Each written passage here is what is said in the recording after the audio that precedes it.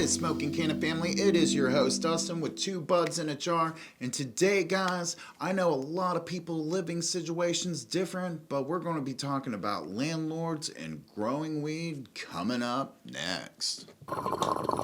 Now, Canna family, when it comes to living situations, we are all different. Some of us live in houses, some of us live in apartments, some people live in trailers, some people live in duplexes.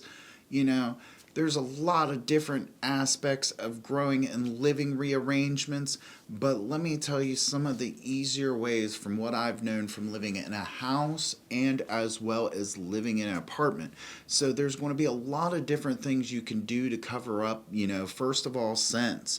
We're going to get into that, one of the most simple and most basic things. So I'm going to go ahead and cover some of the things you may know, some things you may not know, but incense work great. They do not only mask the smell, but they do attach to the molecules. See, when you do smoke weed, there are combustible molecules in the air, and they are usually in a lot of percentage, a higher percentage in the air, which makes for that stank. Now, these other scent molecules from the incense will kind of ban those out and bind to those molecules. Make sure you get incense that are burnt constantly if you are one of those type of people.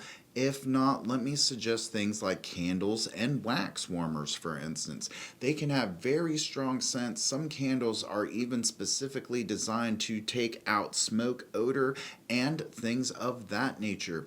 So look for those candles with the really strong scents that you enjoy, or those incense, for instance. And those are just a couple of the things. Not to mention the Glade plugins. Glade plugins and oil diffusers are a great option too, due to the concentrated amount of scent that are in those oils.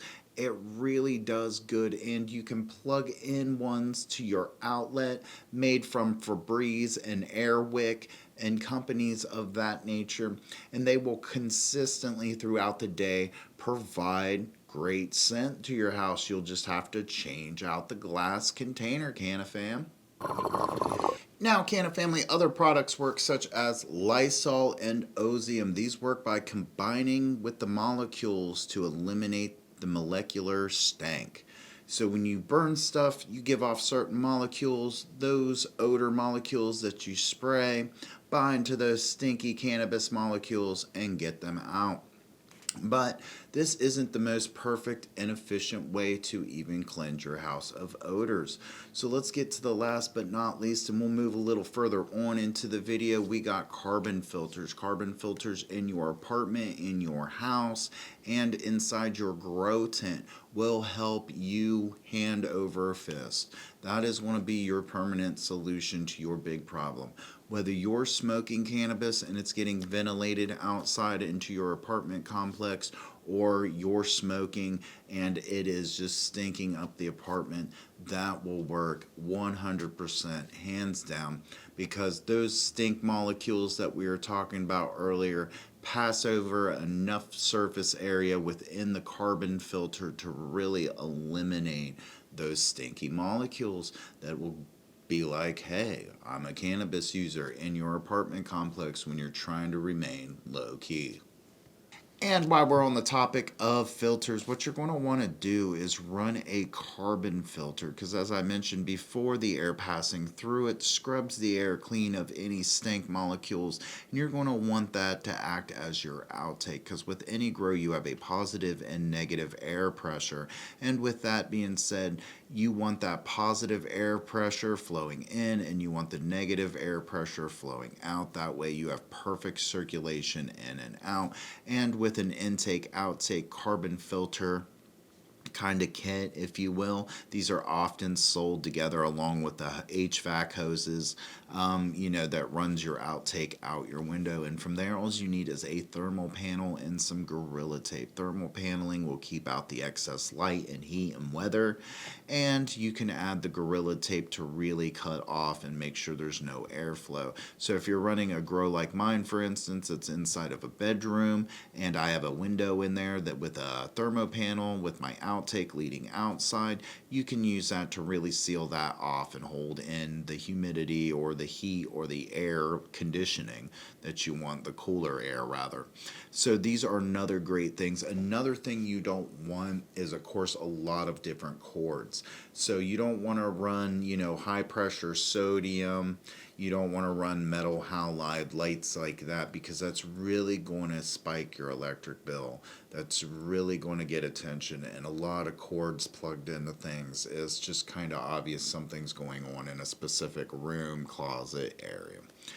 Another thing you're going to want to keep in mind, gardening supplies. It's better to order through Amazon or go from the gardener directly, such as like Hydro Gardens and Lights. Go to the gardening store directly, because your neighbors are going to see you carrying in 5-gallon pots. They're going to see you carrying in Happy Frog soil. They're going to see this. They could report it to the landlord, especially if you already fit the characterization of a stoner.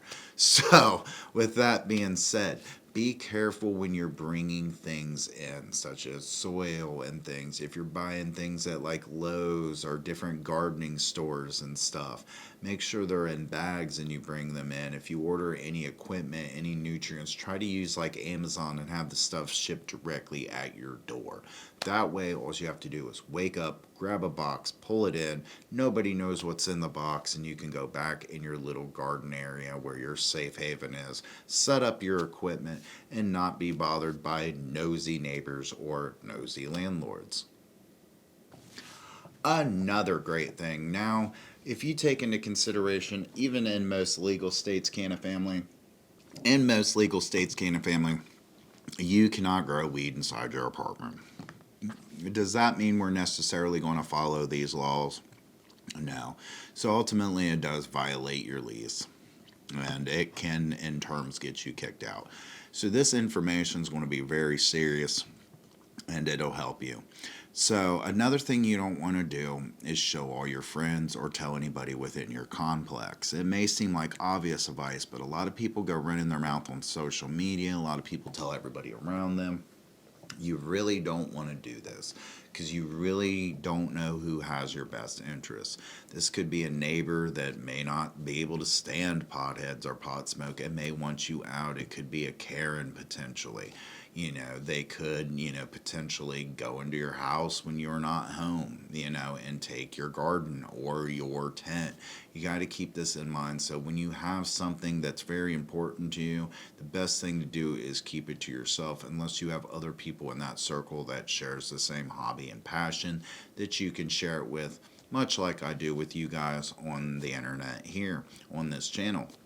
So another good thing is, don't let everybody know what type of equipment, where you live, if it's on your lease or not, and you're getting away with it.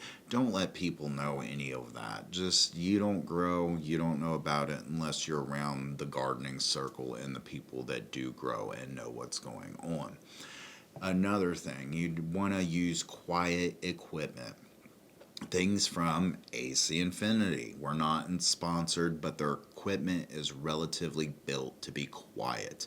With all the fans running and all the equipment, and sometimes high discharge lights, HPSs, metal halides, lights that aren't LED panel, they tend to be very loud, and neighbors can complain about constant humming, vibrations on the floor, and a lot of this newer equipment relieves you of that. So you don't have noises constantly happening or loud noise all day, every day, driving your upstairs or downstairs neighbor crazy. If you're lucky enough not to have any neighbors, I envy you. But for those of us that do, that's a great option, is to get quiet, efficient equipment that doesn't pull a lot of electricity, provides you with great flowers and product at the end of your run, and doesn't drive your neighbors nuts and cause enough noise to bring cops, landlords, or, ultimately neighbors at your door. Another thing, try not to make it too abundantly obvious that you smoke weed, because this draws attention as well. Like me, I run a cannabis channel, for instance, and not all my neighbors even know I live here. So that's the way you want to keep it when you are growing. I cannot stress that enough. We spend a lot of time and money on our equipment and what we grow and put a lot of passion and time in what we do.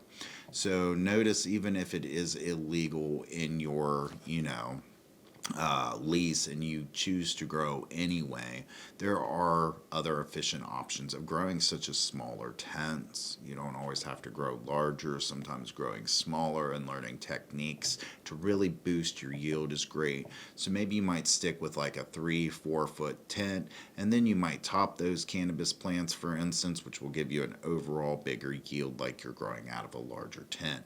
However, growing out of a larger tent has its beauties to it too that are just uncompromisable to a small tent. However, you can grow these little plants, and auto flowers are going to be your best friend for them really quick stealth grows that are going to be done, blossomed, and out of the way before your nosy ass landlord even knows what happened. So for those of us that know it's against the law and chose to grow in your apartment or your house anyway to self-medicate or just get high, I salute you, because at one point I did the same. And around where I live too, you're not allowed to have cannabis, tents, smoke cigarettes inside, which I don't smoke cigarettes. I do vape. They don't care about that. But, I have lived in a lot of places where they are not cannabis friendly. So if you do choose to do these things and follow these things, just make sure you follow them to a T. That way it don't cost you where you live.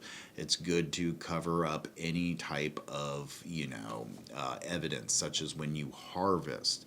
When you cut down your plant, you're left with the stalk and all the branches and the leaves. It's probably good to take that out to the trash, even if you have black bags or whatever, because it might stink like weed. So you might want to take it out during the nighttime. These are things that have helped me personally that I'm sharing with you that's got me around it. I'm giving you guys information that has definitely helped me.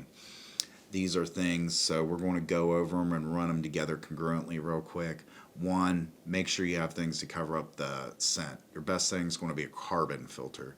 Two, don't jack up your electric bill by running expensive high discharge lights in HPS. Those are really unnecessary unless you're working in a bigger area. Just stick with the LED grow tents. Your electric bill will be fine. Three, pick quiet and efficient equipment. This is not going to drive your neighbors crazy. Four, don't do anything to really draw attention to yourself. Don't be outside smoking, an ounce joint. Don't be smoking blunts with your friends. If you have grows and you don't want anybody to know about it, this is a great way to draw attention to yourself. Five, the last most important thing, understand we are cannabis users. We use cannabis every day, and we are going to grow it and use it regardless. Some of us, regardless of laws, some of us do follow those laws. However, collectively, I think together as people, it is our right here in America to be able to grow a plant and use a plant municipally, as long as it, or medicinally, as long as it isn't, poisonous to others or harming others, and it does not. Growing a plant does not harm anybody. So I'm going to go ahead and close this video. That is my information, some inside look, little things here and there that will help you. I can't stress again, don't tell people. Make sure you don't have a lot of cords and equipment. Make sure that electric bill isn't jacking up $200-300. Make sure you have equipment sent to your door primarily. If you can afford it, have it Amazon to your door, or go pick it up, but make sure it's hidden in bags. If you do harvest, take out all the trash and foliage at night. These are things that are really going to help you, and people will not even notice you're there, let alone know you smoke cannabis. So until then, I hope you guys enjoyed the episode. You got something educational that may help you out of the binding problems you're in. I know we face them. If you guys are facing any growing cannabis issues with where you're living, let me know down in the comments section below. Until then, I'm your host, Dustin, from Two Buds in a Jar. Keep smoking, and I'll see you next time.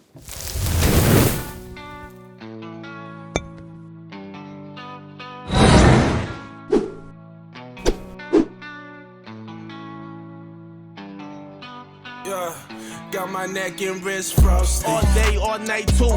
Need a beat to write to. Knock 'em out like Mike do. MVP like Michael. Money stacking, it's loaded up. Parks looking all swollen up. New Lambo, I'm rolling up. No stopping, no slowing up. I went hard, that cash came. Got a new big ass chain. Take what I want, no ass game. Live it up in that fast lane. Do this shit for my people. Get that money, all we know. Money never finito. Keep on boosting my ego. Steph Curry with the free throw. When I turn my swag on, this shit should be illegal. Stepping out the whip, I'm looking sharper than the needle. And all them bitches on me keep on swelling up my ego. I spit fire in the booth when I'm higher than Mariah off that goose. Punchlines hitting hard and chipping toots. Baseline kicking harder than some steel-toe boots. Stacking bitches in the backseat of the four-door coupe. You know them haters who mean shit to me. You gotta be kidding me. Ain't nobody stopping me from securing this victory. And I ain't stopping till the shit I'm dropping making history. And every time they talking about somebody got my neck and wrist frosty. Don't know what it cost me. I've been on the grind, nigga, get these haters off me. I've been on the grind. This is your host Dustin from Two Buds in a Jar. Never stick your balls in a toaster.